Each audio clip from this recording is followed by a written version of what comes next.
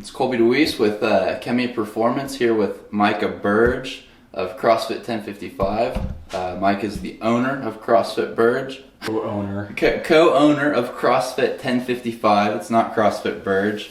Micah is also a engineer for PSO AEP. And deals with electricity, but he's a mechanical engineer, which is the second best type of engineer. I was waiting on it.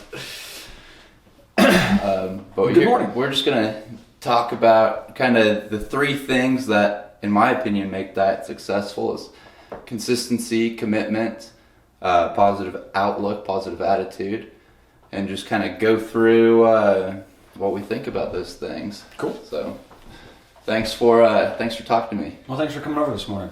So one of the things that we kind of harp on the most is consistency. Yeah. Consistency in coming to the gym, consistency in what you eat, consistency in sleeping. What does consistency mean for you, and kind of how do you work with your athletes to get them to really think about that?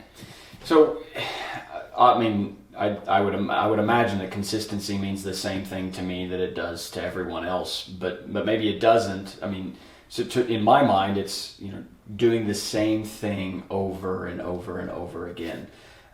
When you say consistency, that's a fun word. It sounds good and reinforcing. But then when you describe it, when you define it, say it's doing the same thing over and over and over again, it sounds really boring. But I think that's that's part of it. It is boring. Getting athletes in the gym,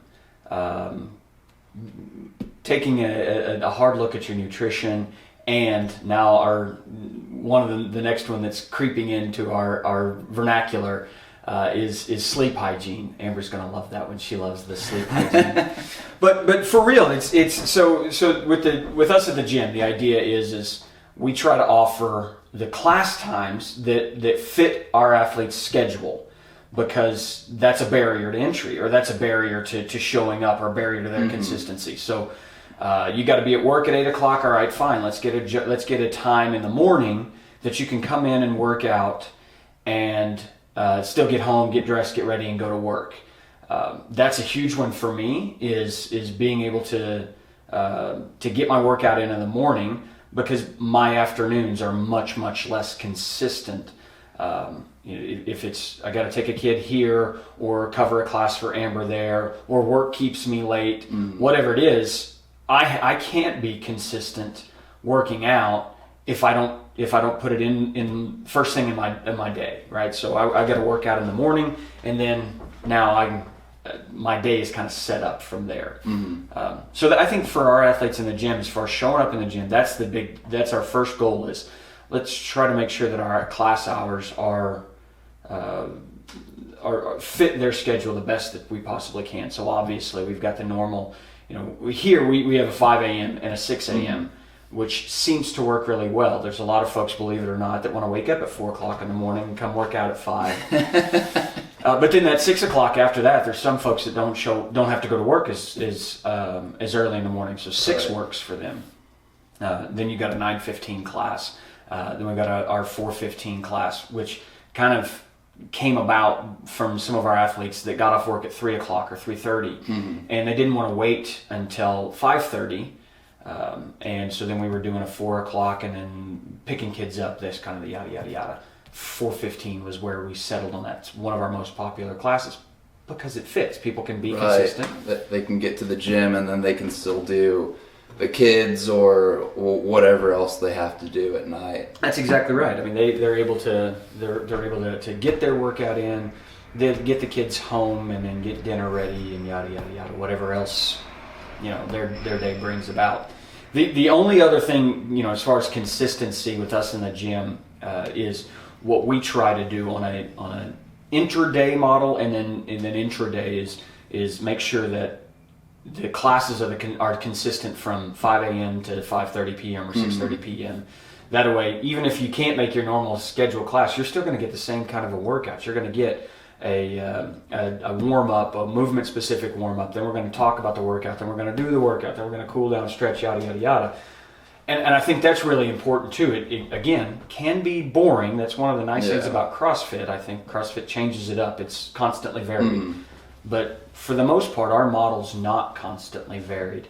But it's so you know what to expect. Yeah, you come in, you warm up, you do some movement prep, and then you get your workout in, and then you do some sort of cool down. That's right. It's a structure that pretty much everybody knows how it's going to go. One of my favorite things at CrossFit Eclipse over in South Tulsa is basically the warm-up's going to be the same thing pretty much every day. I would love that. We hop on an assault bike, hop on an erg, do a lot of line drills, do some glute activation, and then kind of get into the movement prep. But the general stuff, we're doing lunges, we're doing pigeon pose. It's all just movement, and I kind of joke about doing the same thing every day, but it's great, and it really gets you ready. And mentally, if you're doing the same thing, you're going to walk through the same steps every day, and you're going to be much more likely to be successful in your workout. Yeah, I mean, think about it. If I do that same warm up, the same general warm up, and it includes pigeon pose, I'm going to bet that after 30 days, then my hips are going to have some pretty decent mobility. I'm going to improve the range of motion in that position. Yeah. And whatever else benefits, secondary and tertiary benefits from that mobility, well, I've got that knocked out. And so I like that. I like that consistency. It's easier for me to think about it is if I'm consistently working this movement or this process, then over a relatively short period of time, I'm going to get better at it. And for me, nutrition-wise, that's where I was missing that piece before working with you. I like if it fits your macros, I like the flexibility that comes from flexible nutrition, right? And I got good results, but it was never great. It was never moving fast enough. And then after you and I talked and realized that, hey, it is boring. There's nothing wrong with eating the same thing time and time and time again. There's places where I can let it vary a little bit, but for the most part, my breakfast is the exact same. I love it. That's a decision I no longer have to make. Yeah. It's done. If it's not already made, then I know exactly what to do, and I can go on autopilot and knock that out. And then that's one less decision I have to make. Same thing with the gym. That's a decision you guys don't have to make when you go to do your warm up. You know what you're going to do, so just start doing it. So I think consistency, coming to the gym and working out, works the exact same way it has for me as far as nutrition is. It's a decision I don't have to make. It's let me make improvements that I wasn't able to make before, and it's easy. I think that's a huge part of it. So I'm pretty excited about it. I think it's another way for us to look at some of this stuff, and it's leading to some improvements for us. Yeah, there's a lot of people that talk about decision fatigue, which is basically you get to make a certain number of decisions per day, and putting things on autopilot. Like we all know, Steve Jobs wore the same exact thing every day. You put that decision on autopilot. I've read articles about Barack Obama eating the same thing every day. Sure. So he's put those decisions on autopilot. But essentially, when you can put a decision on autopilot, you know exactly what you're going to have for breakfast. You know exactly when you're going to work out. You know exactly how the warm-up's going to go, that you're more likely to just do it, right? As opposed to, oh man, what's my healthy lunch today? Yeah. Like, let's sit here and rack my brain. Let's play with my Fitness Pal. Can I sneak in some Panera? No, it doesn't look like I can sneak in some Panera. And you go, oh, screw it. Like, I'm having Panera anyways. And that's exactly right. I've been through that little process of decision making where you ultimately get to a point where you're like, whatever. I'm gonna do the best that I can do, and and somehow or another try to sell that to myself that, well, I couldn't do any better. That was the best that I could do, and it's garbage. I know that I could have done better, if I had a process in place. I had a system that said, this is what I'm going to eat. And there's definitely, for me, there's some mental health benefits in being able to flex that from time to time. But it's the consistency, the benefits of the consistency far outweigh whatever I'm going to think, whatever I gain from not being rigid. I wear Amber out about the rigidity. I mean, it's got to be this way. She likes this and this and this. The fact that, the simple fact is it works. It keeps our household running. It keeps the gym running. Sometimes it keeps me running, but but that's it. I think everything we've talked about there kind of ties back into it. That I don't have to make that decision. I know exactly where the towels are supposed to go, and you just you go on autopilot and you do it. So that it's been huge for me. Both pieces, trying to put more of my nutrition decisions on autopilot, and then also putting the gym on autopilot. So Amber and I have been working out at 7 a.m., which because you came all the way over here from South Tulsa to do that. But 4 sets of deadlifts. That's nothing like deadlifts for breakfast. But so the 7 a.m. workout, before we were trying to do it every, just whenever we could fit it in. So I would coach the 5 a.m., I would coach the 6 a.m. class, and then there's it's like I don't know what it is, but 6 a.m. class is starting to wind down. Everybody's kind of leaving, and all of a sudden I'm tired. I'm thinking I want to crawl back into my bed. I can sleep for another hour, and then then I can still get to work and yada yada yada. If it was left up to me, that's what I would do. I would just say, we're not going to do it today. Not today. Not today. Not today. But the nice thing, about Amber and I both is that. I'm accountable to her and she's accountable to me in that deal. And so she knows, I'm already down here. She's going to show up, and then now we're going to work out. And I've told you half a dozen times, even when I don't want to work out, I don't want to do it in the morning. I'm tired. I'd rather go back to bed, or I'd rather go get another coffee. When I just shut up and get my workout done, the rest of the day goes so much better. I feel a ton better. And not just physically, but mentally. I feel like I actually accomplished something. Oh, yeah. Right? And so I think there's that feedback loop with consistency. Is more consistency yields more consistency, because I feel better, whatever that response is. Yeah, no, there's definitely like an actual dopamine response from like checking a habit off. So like if you check something off your to-do list, that's for a lot of people, that's an actual like addictive kind of response, which is why some people get so into like making tons of lists. But I think that there's a Navy SEAL that says the way to be successful is to make your bed in the morning. Yeah. Which he gave it as a graduation speech, and when you listen to it, he opens up, he goes, the way to be successful is to make your bed in the morning. And people start laughing. Yeah. They think that he's going to turn this into a joke or something. And he's like, no, I'm not kidding. Like, if you start your day by basically checking something off your list, by being consistent, your first action of the day is checking something off your to-do list, and you're going to use that momentum and you're going to carry it through the rest of your day. You're going to make good decisions, whatever. No. But it's just like having like a good healthy breakfast. You have a good healthy breakfast, you're less likely to screw up at lunch because you've already knocked it out of the park at breakfast. Yeah, I'm riding that wave. I have some momentum. Right. Yeah. Now, and bringing it back to what we were talking about in the gym, it dawned on me that when you wake up, that's the last time that you don't want to make your bed. You're just getting out of it. It's warm right now. It's cold outside. You're like, I don't want to make my bed. But if you do it, it's that small little win. But you can just, fine, I'll make the bed and get on down with it. The same thing happens in the gym. When I'm at the office, and if I didn't work out in the morning, I'm thinking, gosh, I'd rather just go home and be done for the day. Right. But if I'll just drive to the gym, then I'm going to go in. And if I go in, well, then I'm going to start to warm up, and then I'm going to work out. So that's the other part I think we try is that, look, all you have to do is show up. Mm-hmm. You do the hard part, which is showing up. Drive here. Walking through the door. That's right. When you walk through the door, well, then you can go back on autopilot. Let us take over from there. And that's a huge win.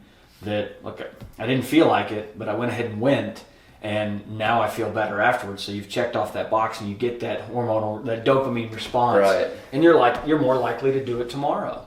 So that I think that's the ultimate that's the ultimate goal for us is get you in here consistently.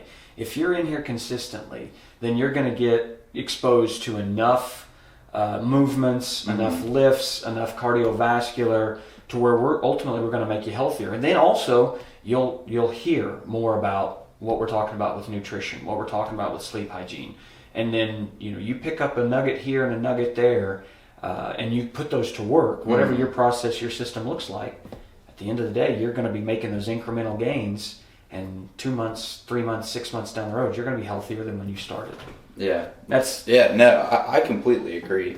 I think that, so much of this stuff is you got to give them like the water hose approach, and if somebody picks up a droplet of water, that's a win, right? Yeah. If you're blabbing on about nutrition and sleep, and somebody goes, "Oh man, like I only sleep 6 hours a night. I thought that was fine," and you're saying, "No, you should be sleeping, at least 7 to 8," and that person all of a sudden starts getting 7 hours of sleep. That's going to dramatically change their recovery, how they're feeling. And that's just like a very small nugget. We're not even talking big things. That's just some comment that you made. Yeah, and I think to make it personal, to sleep for me, I think that's honestly responsible for the majority of my success in the last 6 months is when I actually paid attention to my rest and recovery. Then my nutrition coach told me that there's a direct correlation between how crappy I felt or how little sleep I got to how crappy I ate. Right? So there's huge benefits in just that little piece of knowledge. At least there was for me. When you told me that, hey, look here, every day that you get less than 6 hours of sleep, whatever it was, then I was 30, 40, 50% more likely to make poor food choices. Yeah, reporting significantly worse food choices on days that you didn't sleep more than 6 hours. When you shared that piece, I thought, okay, well, going to bed early is something that I can work on that. So I set up a routine. I set up and said, okay, about 8:30, I got to turn my phone off, which is nice now with the iPhone. You got the screen time limiting, all of that stuff. So even on the days where I'm not on my game, it's reminding me, hey, in 5 minutes you're going to go to silent mode or whatever the crap it's called. And then I have to, that's a good reminder for me, because otherwise I'll get through scrolling through Instagram and forget, and it's 9 o'clock and I've been staring at that phone the whole time. So now at 8:30 it tells me, hey, you need to turn this thing off. So I do. I turn it off and set it on the nightstand. Then I pick up a book and I'll read for 15 or 20 minutes. And that helped me get to sleep earlier. And we already talked about, I wake up at 4 to 4:30 in the morning, so I need to get in bed earlier to make sure that I consistently get good rest, and that's kept my recovery where I want it to be, and kept me feeling good enough to where I'm not fighting the way I feel when I'm making food decisions. Now it's another decision I don't have to make. I'm not worried about it. I just get on down the road. Right. So huge. And to associate that with sleep, I'm not sure that I ever would have done that if I wasn't working with you and actually putting, answering these questions. I know, you hear people go, well, it's the same question I answered every day. Yeah. You know what? There's some consistency in that, but there's so much power behind that data, because I never would have made that correlation. I never would have associated the two. I would have just thought, well, obviously I'm eating too much, or I'm eating the wrong stuff. I've got to fix that. Yeah, there's so much else that goes on other than just quantity or quality of food. I read a study recently, or heard about it, whatever it was. They had two groups of people. One group of people slept for 8 hours a night. The other slept for 6 hours a night. These people ate the exact same amount of calories, and the group that slept for 8 hours a night lost significantly more weight than the group that slept for 6 hours a night. So there is a lot more that goes into it other than just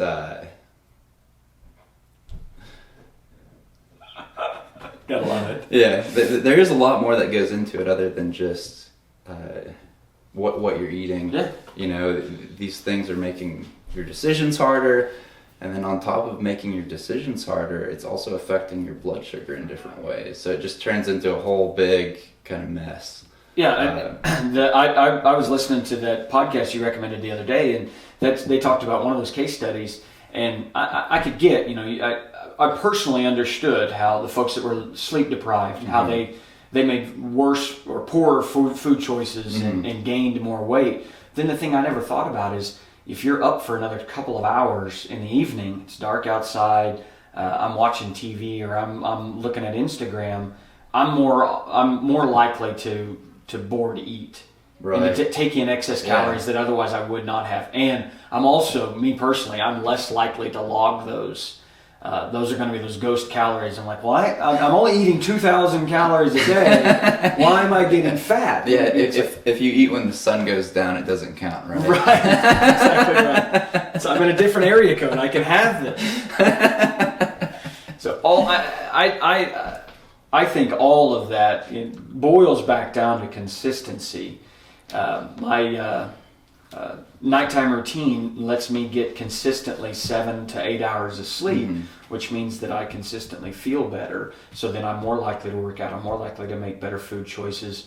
And then that, like we talked about earlier, like just making your bed in the morning, those wins yield more wins, which, and I'm never in that downward spiral. It's moving up. I'm incrementally ratcheting up and up and up. So.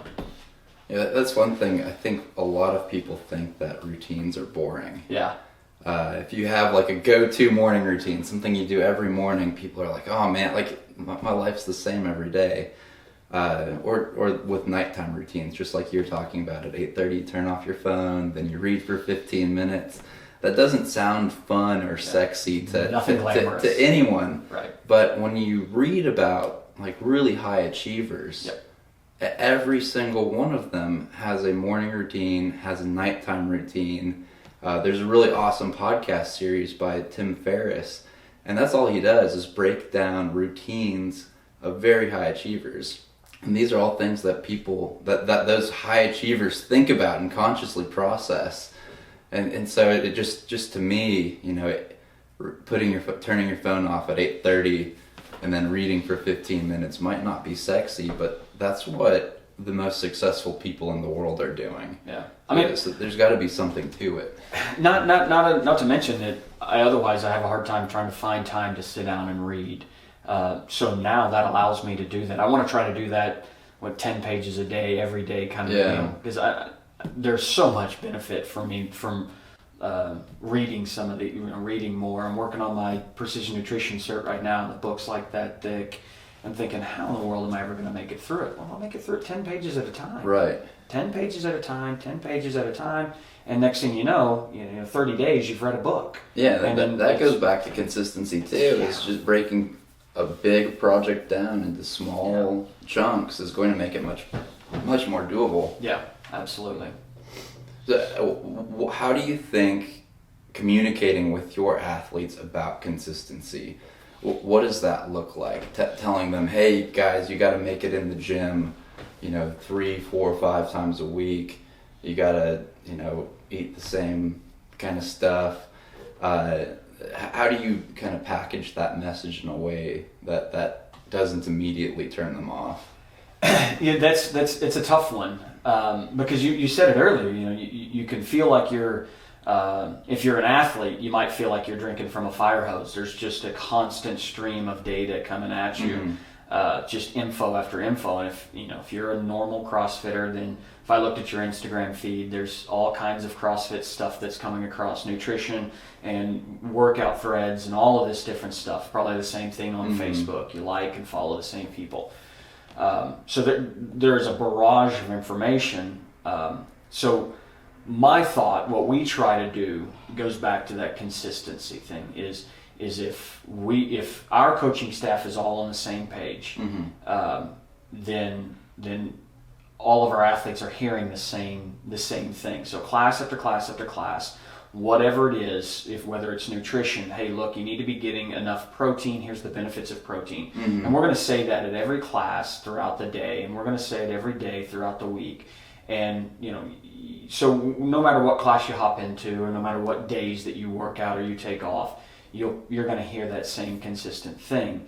And what we need to, where we're working now is moving that across all of the platforms. So not only are you going to hear it from your coach while you're at class, but you're going to see it on our social media feeds, and then you're going to see it on our website, and then we'll all of the content that we bring in, like is going to have that same message. So that it's consistency. That's the only way I know to come back to it is the way that we can make sure that our athletes actually hear the message is, what do you have to say, 8 times or 13 times before someone actually picks it up? You're going to hear it. You feel like you're wearing the message out. Absolutely. Personally, I know that I do quite a bit, and then I'll talk to somebody and they'll be like, oh, I didn't know you thought that. It's like, I've been saying this, dozens of times, but it is. It's just you have to continuously harp on your same messages to get them across. Yeah, I mean, I've told athletes every time we get on a rower, like, look, you need to be driving through your heels. If you drive through your heels, you got your glutes and your hamstrings involved,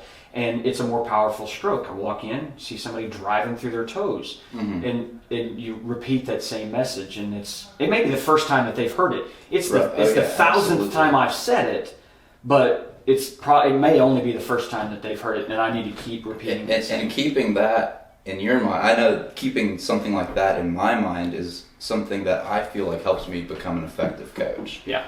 Because even though I feel like I've said this a million times, you got to keep saying it, because it might be, like you said, it might be the first time that somebody hears it. Yeah. And if you just go, oh man, I've said this a million times in the class, like I don't need to say it again, all of a sudden you're missing an opportunity to give that coaching cue to somebody. Yeah. And the ties back in a little bit too with since our goal is to have our classes consistent, we have we have our class plan, or whatever you would call it, that has that information on it, so each one of the coaches can see it. It removes a decision. They don't have to actually consciously make a decision of what we're going to harp on that day. Yeah. It's scripted out for Points you. of performance are built in. That's already. right. That's right. This is what we're looking for. This is what we're looking to emphasize. Tell them to do this. Yada yada yada. So that's not a decision that anybody has to make. So now they can focus on fixing something, but you still don't miss the overarching theme. Look, hey, today we're talking about intensity. I want you to. This is a 100-meter sprint or row max effort, and then you're going to get 5 minutes to recover. So I want yada yada yada, that type of deal. So I think something about consistency that we don't always think about is consistency in our effort. I like to say, if you're at operating at 90%, every single day of the week, that's going to be a lot more effective than somebody who comes in once or twice a week, operates at 100%, just like totally kills it, but then every other day of the week is just either not there or doing whatever. But if you're doing 90% every single day, you're going to make a lot more progress than the person that does 100%, and then gets burned out for 5 days, comes back 100%, burned out for 5 days. And I think that the consistency in the effort we put in is not always looked at by everybody. No, you're absolutely right. So we just did the Tulsa run, the 15K, and then followed that up with the Route 66 half. Not quite to the 100-mile mark yet with you. But on the Tulsa, the 15K, my pace, I didn't get I don't have a good data log on it, but I know I was all over the board. I was, some were 8.5 minute miles, some were 12 minute miles, and it was all over the place. And I felt like I got hit by a truck after that run. Hated the last 3 miles. It was miserable. Route 66, Amber and I ran lockstep. 11-minute mile pace. She would reel me back in. I would reel her back in. We stayed at 11-minute mile pace for 13 miles, and that was on a Sunday. Monday morning, we're in here squatting heavy. I mean, felt like $1,000,000 afterwards. And the overall paces were probably pretty similar, if not a little bit faster on the longer run, because there was not as much waste in there, right? And so I'm a huge believer in it. that also drives me down a line of data, right? Because I think that's one thing that people miss out on is you think that you're consistent, but you really need to be tracking that somehow to see, are you really consistent or not? And that's the only way that I know of. Maybe processes, you put some systems in place that, just like the phone, it tells me when to turn off. All right, fine, I don't have to track that because there's a control there. But otherwise, you need to be weighing and measuring, logging your food, or tracking your workouts. We use Beyond the Whiteboard in here, and I love it because it can give you that athlete, that fitness score. Right. So you can see, am I getting, is this level of effort consistent with what I've done in the past, or did I PR or whatever. So I think that consistent level of effort will yield consistent increase in results. Right, as opposed to if you're working and you work for 16 hours one day, you're not going to want to work the next day.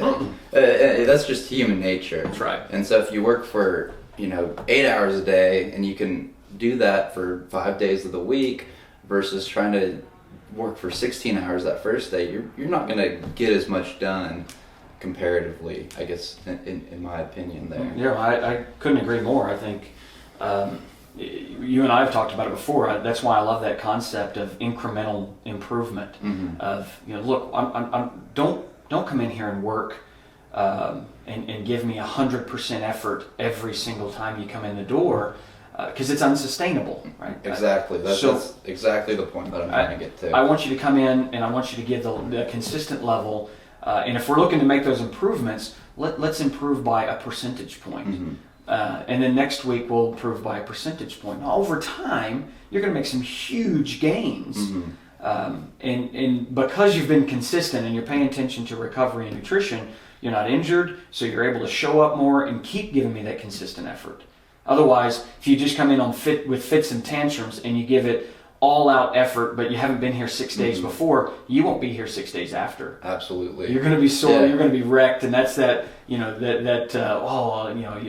CrossFit's injury prone. Well, consistent effort's not. If you come in here, so and to take care of yourself. And that's really my approach to nutrition too. Is when I give somebody a plan, I don't want it to be a drastic overhaul. Yeah. I want to build it around foods that they're already eating, even if those foods aren't the greatest. And then at 2 weeks we go, oh man, you're having a bagel every day. Well, let's try to take the bagel out, see if that makes you feel better.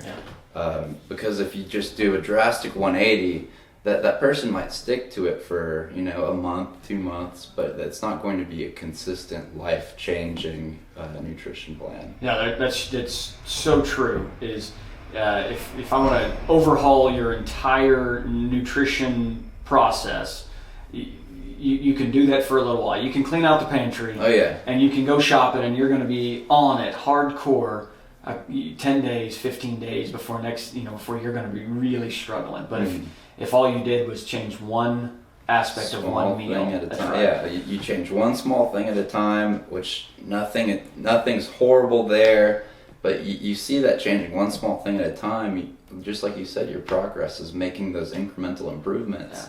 And now all of a sudden, taking out taking out donuts from your diet, it becomes worth it because you've been making this incremental progress and you're feeling so much better that all of a sudden your outlook on taking out donuts is, oh yeah, I'm doing this for health, as opposed to I'm radically changing everything that I do to hopefully lose some weight. Just two totally different trains of thought there. Yeah, and if you're doing it for health, I think you're in my opinion so much less likely to beat yourself up for maybe falling off the wagon a little bit. That's the other thing that's nice about a small change, an incremental change, is if I do backslide, I'm only